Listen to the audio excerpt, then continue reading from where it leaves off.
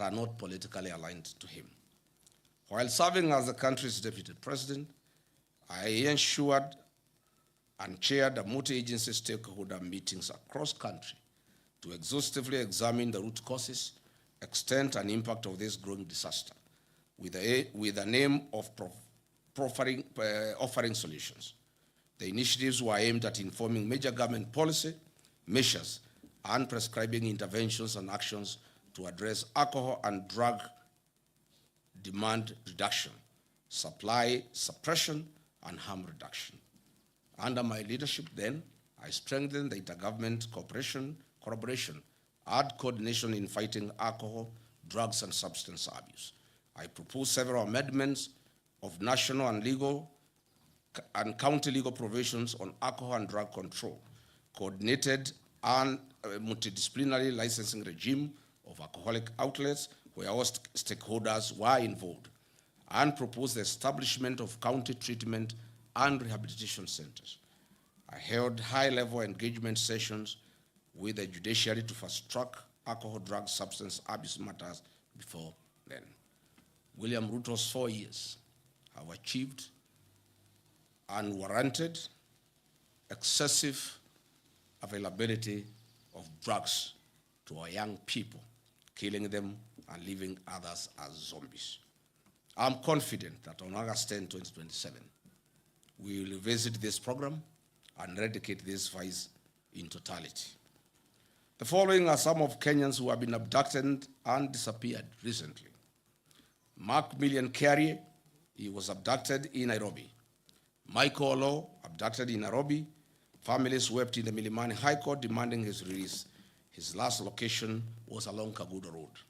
Evans Omondi, abducted alongside Olo and Carrier. Abdulaziz Duba Molu, alias Zizo, abducted in Kiamaiko on June 23, 2026 by armed individuals in civilian clothing and police uniforms. Davis Lichuma, a rights activist seized by the masked operatives outside Parliament, later traced to a hospital heavily battered. Omwancha Clifford Evans, listed among the recent abductees by local human rights groups. Manyura Morisori Douglas, still missing following a wave of clandestine security enforcement operations. Jimmy Mtava Mwanzi, abducted in Mlolongo, not seen to date. He was abducted at the instructions of DIG Langat. Dennis Chege, an activist who was said to be involved in the Gen Z protests, vanished and remains completely unaccounted for to date. Brian Stigo, a Nakuru fisherman, who mysteriously went missing in 2022 under similar contested operations at Lake Nakuru National Park. The plan promised Kenyans that the National Corona Service Act of 2017 will be amended to establish the Coroner General's Office. The objective and aim of this amendment was to remove the burden of investigating suspicious and police action deaths from regular police channels and DCI. Further, the amendment of the Act was aimed at removing potential conflict of interest and ensuring absolute transparency in handling and explaining deaths, enforced disappearances, or fatalities resulting from the law enforcement operations. 4 years later, this promise has not been fulfilled. National Corona Service Amendment Bill 2026 was officially published in the Kenya Gazette on April 16, 2026, and received by the Directorate of Legal Services in July 2026. It is currently at the introduction and pre-reading stage in the National Assembly, awaiting formal first reading and committal to the relevant departmental committee. Mr. William Ruto has also facilitated acts of transnational repression against foreigners in Kenya. More specifically, on July 24, 2024, 36 Ugandans, members of a Ugandan opposition political party, as part of a joint Kenya-Ugandan security agency operation, and were forcibly returned to Uganda. On October 18, 2024, 7 Turkish asylum seekers were abducted in Nairobi by masked men. Kenya later confirmed it forcibly deported 4 of them to Turkey in a joint security operation, citing bilateral ties, drawing severe condemnation from the Office of the United Nations High Commissioner for Refugees and Human Rights. On November 16, 2024, Kiza Bisinje, leader of another Ugandan opposition party, was kidnapped by Ugandan agents while visiting Nairobi. Kenya government officials claimed they were unaware of the abduction, but the Ugandan authorities maintained it was a coordinated action between the two governments. Tanzania journalist and human rights activist Maria Sarangi was on Sunday, 12 January 2025, almost abducted here in Nairobi. Prominent Zimbabwean constitutional lawyer and human rights defender Brian Kagoro was detained and deported from Kenya on February 22, 2026, intercepted by immigration and national intelligence officers at Jomo Kenyatta International Airport in Nairobi. He was held for over 10 hours and subsequently put on a flight back to Johannesburg, South Africa. In March 2026, two officials from the China Civil Engineering Construction Corporation were deported from Kenya amid a high-stakes dispute that arose in Kenya shillings 30 billion Kenya Railway city tender. Upon seeking a statutory review of the procurement process, William Ruto and Kipchumba Murkomen deported the complainants' local agents, clearing the way for their preferred entity, China Road and Bridge Corporation, CRBC, a company that has bagged procurement tenders worth 1.2 Kenya trillion since 2022 when William Ruto came to power. China Road and Bridge Corporation is the international conduit for corrupt proceeds in Kenya under the personal and direct supervision of William Ruto. I must say Kenyans are not safe, our children are not safe, investors are not safe, tourists are not safe, no foreigner is safe. And I must say, foreigners, investors, tourists, your own security starts with you. I ask the members of our development partners and foreign embassies accredited to Kenya to ensure that their staff and citizens are safe within the boundaries of Kenya. On protecting the liberties enshrined in our Constitution, William Ruto has breached the freedom of expression in Article 33 and the freedom of media in Article 34, Constitution of Kenya 2010. On 26 June 2026, 4 police officers from the dreaded Killer Squad, armed with AK-47 assault rifles, attempted to abduct the Standard Group Nakuru-based associate editor, Mr. Alex Kiprotich. This attack is a defiance to truth and total on the freedom of media, as stipulated in Article 34 and 35 of our Constitution. In the last 4 years, several media houses, including the Nation Media Group, the Standard Media Group, MediaMax Network, and several journalists were subjected to online campaign and disinformation campaign by the government of William Ruto. Reports show that 24 cases of violence towards journalists were recorded during the 2024 Gen Z protests.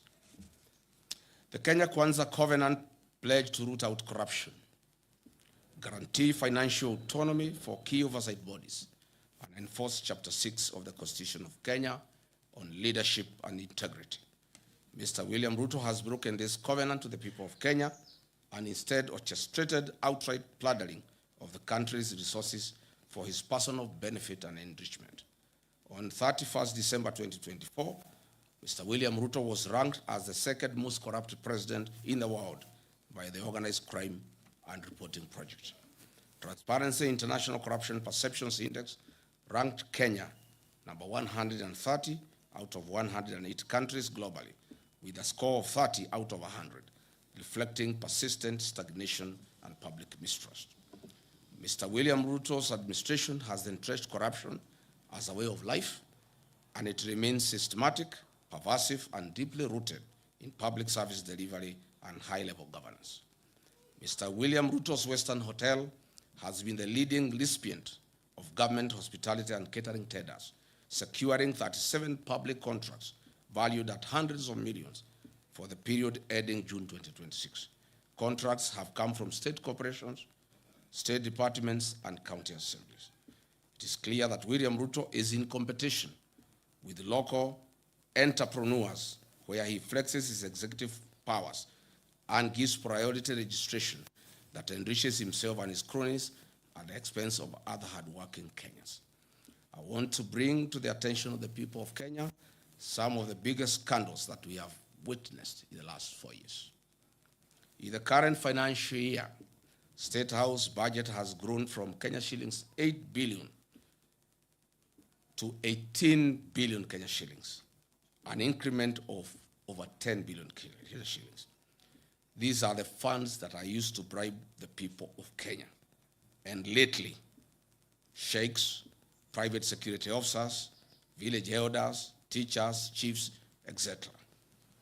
Under the e-Citizen, a special audit report by the Office of the Auditor General exposed major financial and governance weaknesses, noting that over Kenya shillings 11 billion in collections lacking clear documentation or routed through non-designated accounts alongside irregular payments to private entities. The functionless chief system was procured at a cost of 104 billion Kenya shillings, and an independent assessment of this system shows that it is worth 800 million, leaving theft and plunder of public resources of 103 billion Kenya shillings. SHA makes a loss of 6 billion shillings a month.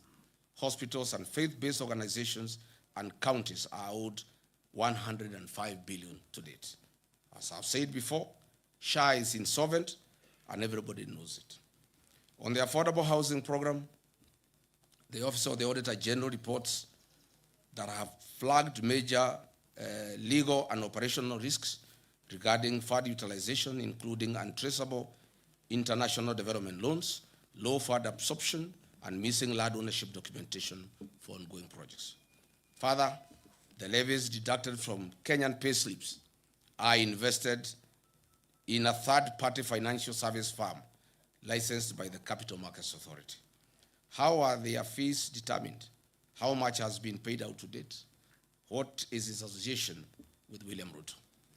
On the restoration of Nairobi rivers, Mr. William told Kenyans that on December 25, that Nairobi River will have fish. Can members of the press visit this river tomorrow and bring us one piece of fish? This government committed itself to protecting public assets, strengthening governance, eliminating corruption, and ensuring that public resources would be managed solely in the interests of the people of Kenya. It promised a government founded on transparency, accountability, and prudent stewardship of national resources. On the divestiture of the Kenya pipeline, has Kenya surrendered its ownership and control to a neighboring country? What was the rationale of forcing Kenyan state corporations to invest public funds in a public entity? Who is the mysterious lead transaction advisor, stroke investment banker that was the face of the IPO? How did he acquire his Kenyan citizenship, and whose interest does he represent? Mr. William Ruto and Senator Aaron Cheriot must come clear on their relationship with this mysterious dual citizen investment banker. On the sale of government's equity stake in Safaricom to Vodacom at 204 billion Kenya shillings, it was a ripoff. Each share was grossly undervalued at 34 Kenya shillings. Why didn't William Ruto allow the use of an open price discovery, or even better, allow a regulated cooperative and SACCO fraternity with over 1 trillion in deposits at the end of December 2025 buy out this stake? Aren't the cooperative society members hardworking, deserving Kenyans? What happened to Buy Kenya, Build Kenya? Or is it Buy Kenya, Build Ruto?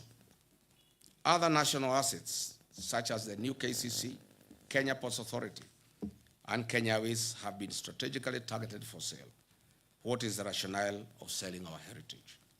Had hard-working Kenyans remit over 100 billion Kenya shillings monthly to the National Social Security Fund, NSSF. These funds now have been targeted for budgeted corruption and ring-fenced to fund infrastructural development projects, such as the Mau Summit Road, Twin Towers Commercial Building, and the Bomas of Kenya International Conference Center. Is this really prudent? Our pensioner fund safe? What is the role of the mysterious dual citizen investment banker in structuring the fund, the fund management contracts issued by NSSF? The Communication Authority of Kenya, Universal Service Fund, has recently approved the transfer of 45 billion Kenya shillings to the National Intelligence Service, allegedly for the procurement of an ICT system. whose market value is only 2.5 billion. This approval was given by the then chairperson of the Communications Authority in the hope that her business loan would be repaid from the proceeds. As explained earlier, China Road and Bridge Company, CRBC from China, is the major conveyor of corruption in Kenya and is the recipient of projects worth 1.2 trillion, namely the Naivasha, Malaba, SGR, Mombasa SGR, JKI modernization projects, Talanta Stadium, Southern Bypass, Eastern Bypass, Western Bypass, Makuba Bridge, and Bomas of Kenya, among others. Patriotic Kenyans, over the last 4 years, Mr. William Ruto has systematically eroded the values, principles, and institutional structures of Kenya's public service that was built to ensure an efficient, ethical, and representative government workforce. Today, the public service is demotivated and has taken a back seat, as William Ruto single-handedly runs the operations of government without any professional input from our dedicated civil servants. No wonder government programs are launched and they are after repackaged for another launch. Dear Kenyans, the Church of Christ has been a major casualty of William Ruto's deception. On 5th May 2022, he executed a charter between the churches and the Kenya Kwanza Coalition. He committed that his administration would protect the freedom of worship in Kenya and respect the church as a societal partner in national development. Fast forward to 2026, he has introduced punitive legislation through the Religious Organization Bill 2024, aimed at controlling the activities of the church. He has also increased fees required to carry out official activities. Who can forget the 2026 brutal murder of Reverend Julius Dumia of Nakuru PCA? Who will ever forget the attacks on Wetima ACK Church? Who will ever forget the attack of All Saints Cathedral? On 4th October 2020, William Ruto, then Deputy President, was expected at AIPCA Church in Keno. Police officers tear-gassed the church. At the time, William Ruto said, "The Jubilee administration is a product of kneeling and prayer before many altars in Kenya. It cannot be the same administration is now going to tear-gas the church and disgrace our altars in Kenya." William Ruto then said. Today, as president, the church is a serious attack. He has taken the attack to the church a notch higher, beyond tear gas, live fire, torching of vehicles, and a clear intention to kill an altar. He has completely betrayed the Church of Christ. This cannot be forgotten. Mr. William Ruto has completely betrayed the Church of Christ. That prayed him into government. The economic burden on ordinary Kenyan worker has also increased.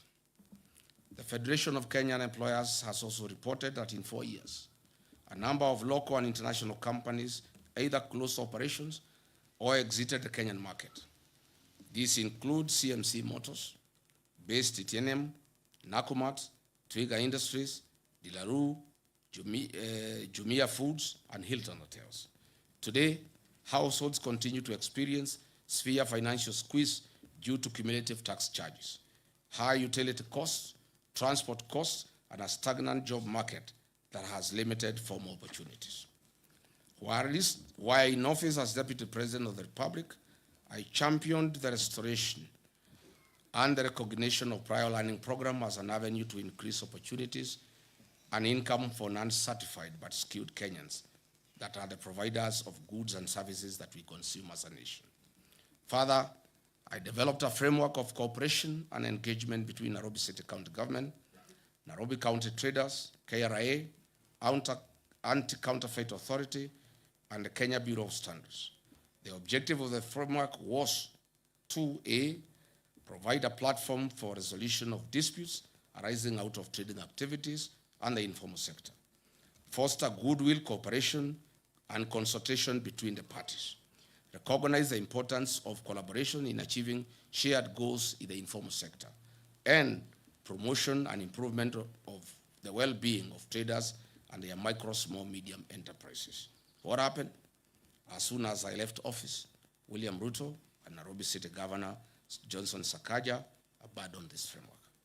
You all remember that on 8th August 2022, a liter of super petrol retailed at 159 shillings.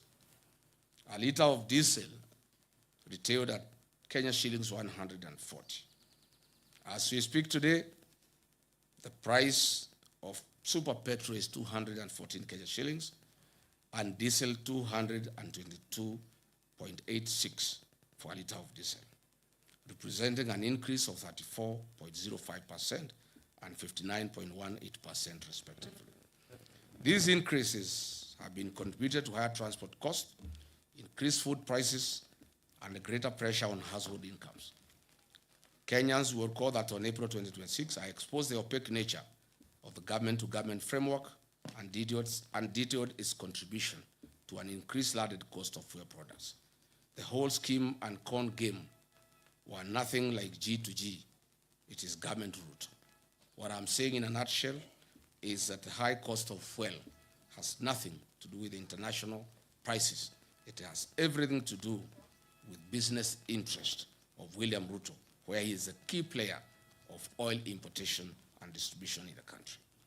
The average Kenyan worker loses between 45 and 50% of their monthly earnings that are deducted through punitive levies and taxes, leaving significantly less disposable income for their households. For example, a teacher in Wajir earning a gross salary of 50,000 in 2022 took home approximately 42,000 Kenya shillings. Today, under William Ruto, the same teacher who is making 50,000 takes home 38,000, while facing substantially higher food, fuel, transport costs, reduced school capitation, and increased challenges in accessing healthcare.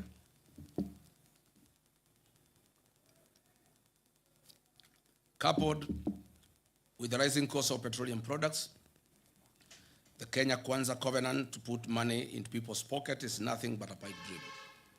If anything, Mr. William Ruto has achieved the complete opposite and has taken money out of Kenyans' pockets, leaving them with a reduced net disposable income. This covenant was central to the plan to improve the lives of Kenyans. As the party leader of DCP, I once again called on this government to cushion the payslip by suspending the affordable housing levy and reducing the payee tax burdens.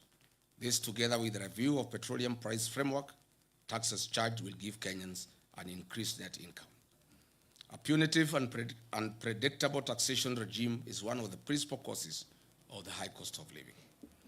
William Ruto should lead from the front and actualize his promise made in the wake of the 2024 Gen Z protest to reduce government recurrent expenditure. State House does not need 18 billion Kenya shillings for 12 months. These funds could be used to subsidize rising fuel and food costs for the benefit of Kenyans. Or better still, these funds can be used to ensure farmers in arid and semi-arid lands have access to clean water for domestic purposes, farming, and for their livestock. Patriotic Kenyans, Mr. William Ruto promised to build a disciplined, transparent, and accountable government founded on prudent public finance management, constitutionalism, and the rule of law. He pledged to reduce the cost of government, manage public debt responsibly, eliminate corruption, strengthen institutions, and uphold the Constitution while protecting the rights and freedoms of every Kenyan. 4 years down the line, the government introduced new tax measures, expanded statutory deductions, implemented changes to public finance management, and undertook toxic borrowing to finance government programs. It also introduced reforms affecting public institutions and the administration of government. Instead of easing the financial burden on citizens, the tax burden has increased significantly. Households have experienced reduced disposable income while facing higher prices for food, fuel, electricity, and other basic commodities. On the debt management, why is this regime in open violation of Article 211 of the Constitution of Kenya 2010 and Section 15 2C of the Public Finance Management Act 2012 that strictly prohibits the financing of recurrent expenditure using debt. Looking back, we know that the Grad coalition government borrowed an average of 200 billion shillings annually. The Jubilee government of Uhuru Kenyatta borrowed an average of 700 billion shillings annually. This regime of William Ruto borrows an average of 1.4 trillion annually with no corresponding development. Since August 2022, Kenya's debt growth has entered a dangerous pattern of continuous triple-digit or near triple-digit expansions. As we speak today, every citizen of Kenya and every child born as of this morning has a debt of Kenya shillings 221,000. This country has a debt of 13.02 trillion, up from Kenya shillings 8.6 trillion in August 2022 when William took over. Mr. William Ruto has borrowed in excess of 5 billion in excess of 5 trillion over the last 4 years. This regime on a borrowing spree borrows an average of 3.5 billion Kenya shillings daily and steals 3 billion shillings daily. Why borrow to steal? On average, this government steals from the people of Kenya 125 million shillings every hour. Calculated, this government is stealing every minute 2 million shillings from the people of Kenya. Dear Kenyans, the National Treasury has delayed disbursing the equitable share of revenue to counties. These cash flow delays have routinely stalled county operations, delayed staff salaries, and inflated pending bills to over 156 billion, despite legal mandates requiring timely monthly transfers. Misplaced priorities such as funding State House budget by 10 billion, building state lodges and airstrips has caused cash flow constraints. The strengthening, devolution, and improving the timely disbursement of funds was at the core of the Kenya Kwanza covenant with the people of Kenya. Once again, this promise has been broken. Patriotic Kenyans, ladies and gentlemen, measured against the promise to lower the cost of living, improve access to affordable credit, and strengthen small businesses, the evidence presented suggests that many Kenyans have yet to experience the relief that was promised. Mr. William Ruto made an ambitious commitment to the people of Kenya. The promise was to place young people at the center of Kenya's economic transformation and restore hope to millions of young people seeking meaningful work. The population of Kenya is 75% youthful. The African Union has long urged African countries to harness this demographic dividend by investing in young people. It is therefore fitting that we assess one of the administration's flagship commitments, expanding credit opportunities to Kenyans' youth. The Kenya Kwanza administration promised to establish a 50 billion hustler fund to provide affordable credit to mama mboga, boda operators, mkokoteni operators, and other small-scale entrepreneurs. This commitment was to ease financial constraints, promote enterprise, and improve the livelihoods of ordinary Kenyans. Mr. William Ruto established the Hustler Fund, whose head and tail cannot be traced. As it were, the financing programs intended to support micro, small, and medium enterprises. The Hustler Fund is said to have disbursed 87 billion Kenya shillings to 28 million people. What a paradox. What a lie. I am wed to hear of anyone Kenyan saying that they have expanded their business courtesy of the Hustler Fund. Limiting the disbursement of funds to registered cooperatives would have probably made a greater economic impact and would have reduced the mobile loan default rate that is very high. I have raised fundamental questions on the effectiveness of the Hustler Fund in meeting its stated objectives. The truth of the matter is the high rate of loan defaults and low loan disbursements, in many instances 500 shillings, are insufficient to establish or grow a sustainable business venture anywhere in the country. This is simply a lost cause and was a fraud. 4 years ago, Kenyan women were promised dignity, economic empowerment, and their welfare. 4 years later, the women continue to experience economic hardships, occasioned by a high cost of living, increased medical and education costs, and an unsustainable credit framework under the Hustler Fund and Women Enterprise Fund.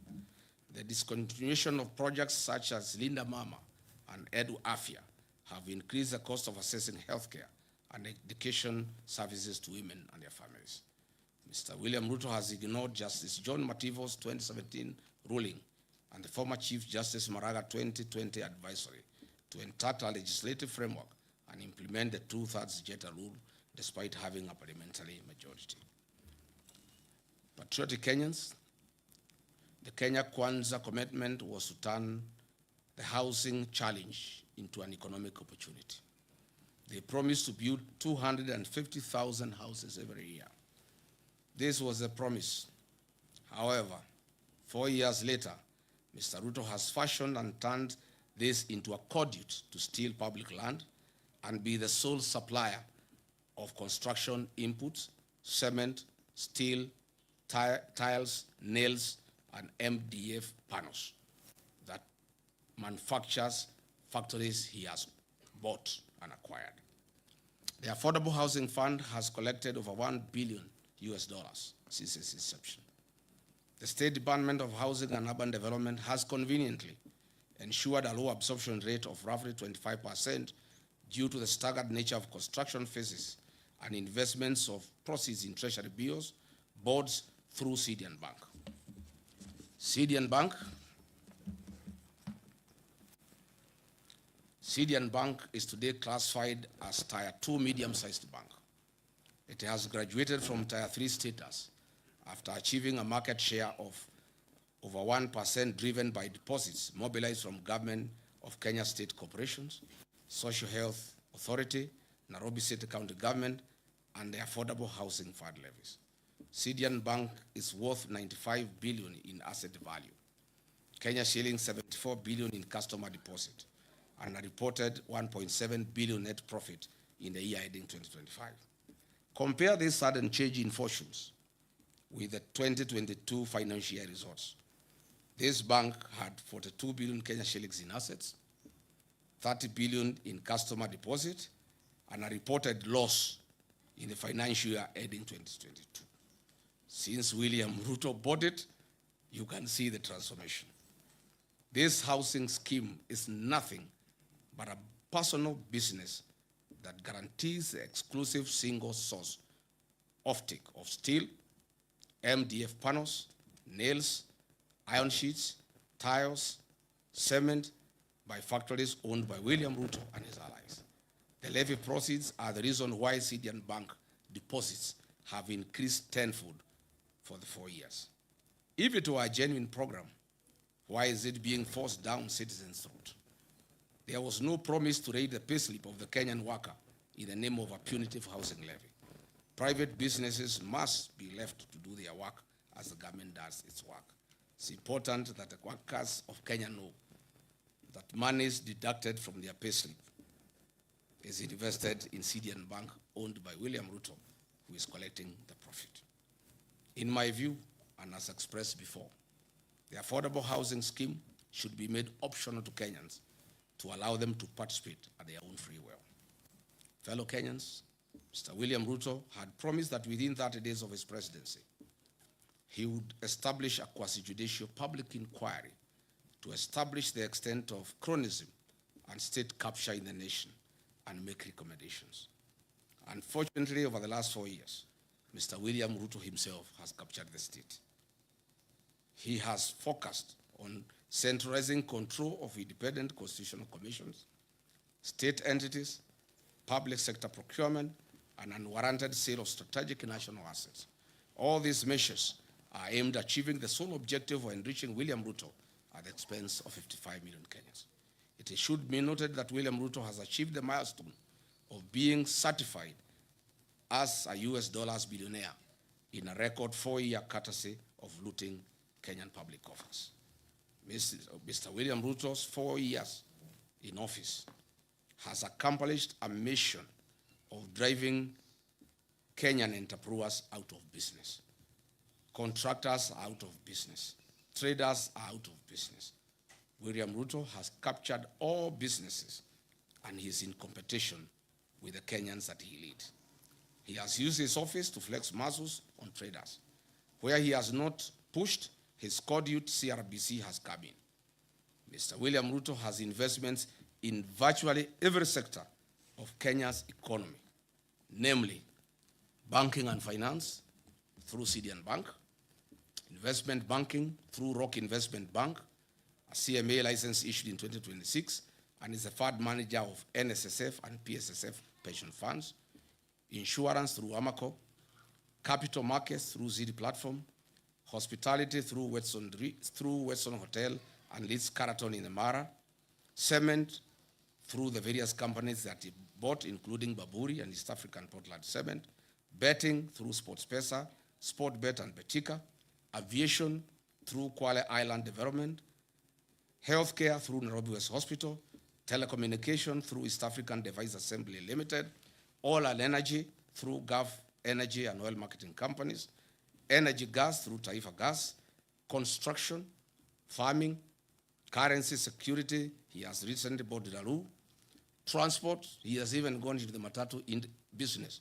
He now has over 100 matatus in Nairobi, agriculture, poultry, minerals, gold prospecting in Aboseli, Logorian, Transmara, DRC, including in Darfur. Literally, all business people in Kenya have been driven out of business by William Ruto. The Parliament of Kenya has failed in its legislative oversight and representative role. Its members, except the few who hang around with me, are on record boasting how they are paid for everything that they pass in Parliament. I must remind all parliamentarians that they are accomplices to criminal acts. Under the archaic leadership of the UDA with winger Moses Wetangula, the National Assembly is one of the major causes of the suffering of Kenyans by passing bad laws like the Finance Bill 2024, whose provisions were later sneaked through amendments and omnibus legislation. Mr. William Ruto's attempt over the last 4 years to undermine the office of the Auditor General has been frantic and uncalled for. He now wants the Auditor General arrested for resisting theft of public funds. The people of Kenya will not allow it. Mr. William Ruto has made IPOA non-functional in the last 4 years. An attempt was made through a Gazette notice to put it under the Ministry of Interior so that they can cover all the crimes against Kenyans and the police. Fortunately, our court stopped this covert mission. Historically, IBC has been an institution under low public trust. It is in the public domain that IBC, as currently constituted, enjoys low public trust among Kenyans. The threat by the chairman Ethocon to suspend or allow by elections if there is violence is a clear indication that he is under manipulation by William Ruto. The Central Bank of Kenya is one of the most critical government institutions we have. However, through the National Assembly, the CBK Act was amended recently to allow the purchase of gold and other precious metals. This is gold bag season 2 loading. Kenyans should be alarmed that CBK has not received currency supplies from Germany for 4 months after it became apparent that the government wanted money diverted to Mombasa and the German suppliers were reluctant. We have also noted the recent changes in the ownership of Dilaru, Kenya, and Kenyans are keenly watching the space to establish whether they want to print currency for bribing voters in a forthcoming general election. Allow me to give 2 practical examples of how William Ruto has captured institutions. I'll use IPOA and KWS as examples. At IPOA, we have over 1,000 cases of police excesses that have been reported over the last 4 years by the people of Kenya. Only about 10 cases have found their way to court. Mr. William Ruto has deliberately slowed down the activities of IPOA. Some few days ago, the Aboseli National Ecosystem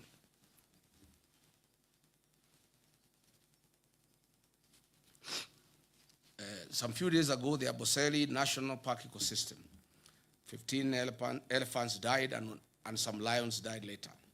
We were cheated that they were died through suspected cyanide poisoning from pesticides. Tell the Kenyans the truth, Mr. William Ruto. Doing cyanide lynching to extract good prospects. And this warning goes to the people of Ikolomani in Kakamega, where Mr. William Ruto is eyeing your gold deposits. Be very careful. Again, the CS for Health issued a Gazette notice number 11492 on 30th July 2026 on the mandatory inbound travel health insurance for tourists traveling to Kenya to have travel insurance in Kenya. We know the reason. This is because goons after tourists in the country. And now, where someone seeks to overrun institutions. The current president is overrunning all institutions, leading to conformity driven by fear within these institutions, close quote.